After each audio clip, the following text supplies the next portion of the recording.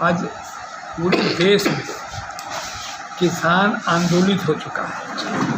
किसान का रहनुमाई करने वाला भारत सरकार में कोई नहीं है और इसके कारण बिहार सरकार भी कहीं न कहीं बंधुआ मजदूर की तरह किसान से बेमुख हो चुकी है। अब इस हालात में किसान को ब्लॉक में जाना होता है तो DCLR उनसे घूस मांगते हैं।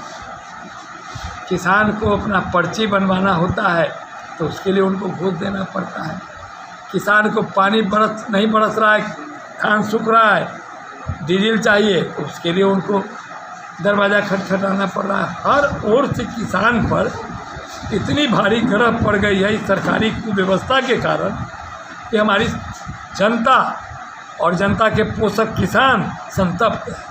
अगर किसान न हो तो जनता का भरण पोषण बंद हो जाए, किसान न हो तो सरकार की रोजी रोटी खेती बंद हो जाए। और इस इतने बड़े कंपनी को, किसान को ये लोग अनदेखी करके चल रहे हैं, जिसके कारण किसान बिल्कुल आंदोलित हैं।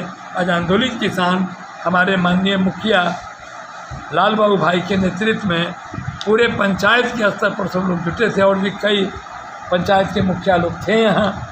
सभी लोगों ने उनके इस दर्द को सुना, समझा और बाकी हकीकत समझ करके इस सरकार की बिचौलियों की और इनके पदाधिकारियों की मनमानी रवैये पर अंकुश डालने के लिए आज की बैठक का निर्णय लिया है कि आज के बैठक के आधार पर अगर किसानों की मांग पूरी नहीं की गई तो हम प्रखंड स्तर पर, पूरे जिला में प्रखंड स्तर पर धरना घेराव करेंगे, आम प्रदर्शन और भाषण मीटिंग करेंगे और उसके बाद सरकार को इस बात के लिए आगाह करते रहेंगे।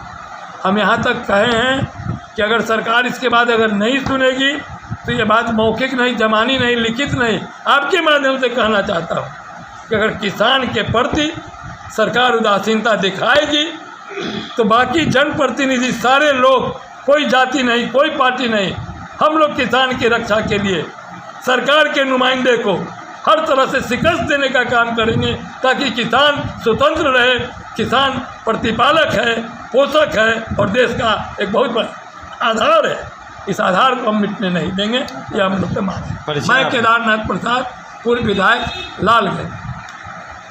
आज किसान जन संघर्ष मोर्चा की बैठक के लिए मैं सबसे पहले इसका संयोजक लाल बाबू अंसारी जी को बधाई देता हूं कि कम से कम किसानों को दुख को इन्होंने याद किया है।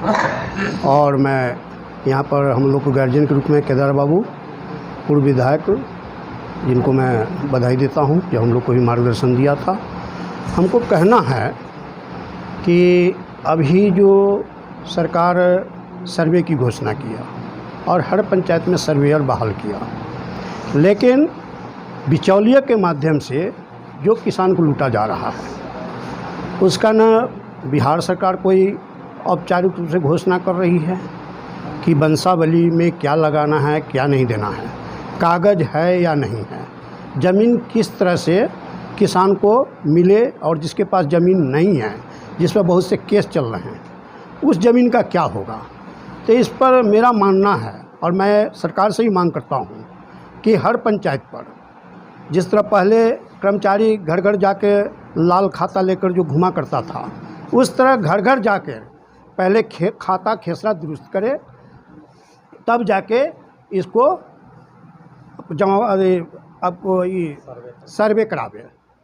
और दूसरा जो वंशावली है, वंशावली में फिर भाई बहन तमाम लोग को नाम दिया जा रहा है, तो उसको किस आधार पर उस वंशावली को स्वतः बनाना है कि सरपंच के माध्यम से बनाना है या फिर CO के माध्यम से बनाना है।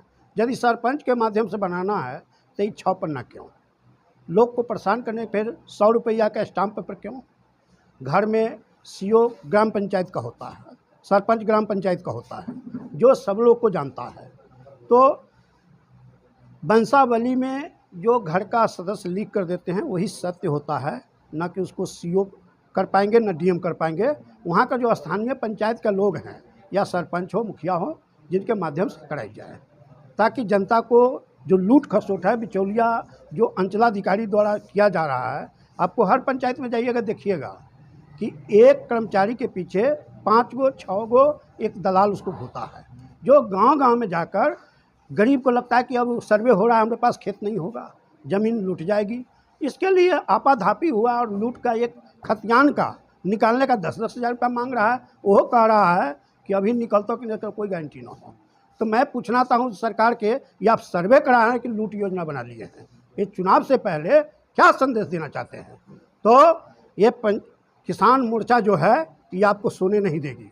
हर प्रखंड मुख्यालय पर मैं अल्टीमेटम देता हूँ कि इसको यदि आप सुधार नहीं किए, सर्वे से पहले हर पंचायत में शिविर नहीं लगाए, तो आपको नाक दम कर देंगे और हर प्रखंड मुख्यालय पर किसान मोर्चा धरना देने का काम करेगा। शिव चंद्रा, लालू विचार मंच का राष्ट्रीय अध्यक्ष। किसान जन संघर्ष मोर्चा का गठन 15 अगस्त 2024 को हुआ था। उसी कड़ी में उस रोज तो बैठक हुई। आज मांग के साथ लोग विचार विमर्श किए। किसान का सबसे पहला मांग ये है कि अगर घूसखोरी और भ्रष्टाचारी को रोकना है तो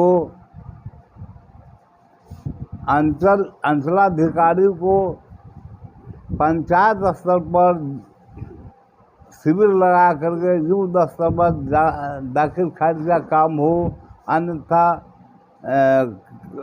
कोई भी और कागजात के संबंध में काम हो उसको पूर्ण कराया जाए। ये एक रोल दाखिल खारिज में अगर थोड़ा सा भेग लग गया तो जाइए आप DCL के यहाँ। एक किसान बंधु को तो अभी मुजफ्फरपुर देखा हुआ नहीं है, DCL कहाँ जाए? तो DCL को भेजे सरकार अंचल में, सप्ताह में एक दिन, यहीं उसका निष्पादन हो। तीसरा ये है कि सर्वे का काम हो रहा है, इसके साथ साथ हर किसान को एक पासबुक इशू कर दिया जाए।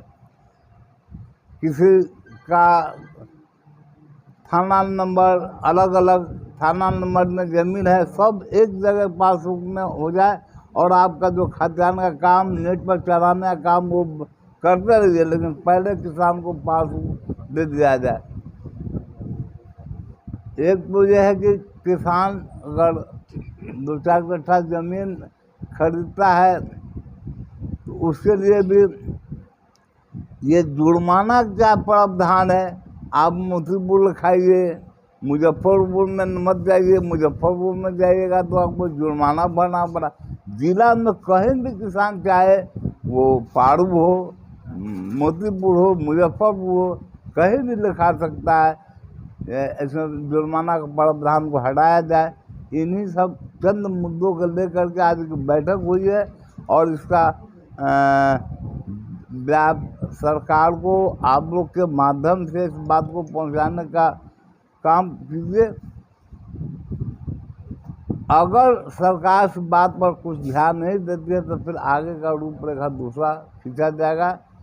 चूँकि किसान में बहुत त्राहिमाम है और वो जागरूक हो गया हुआ है किसान।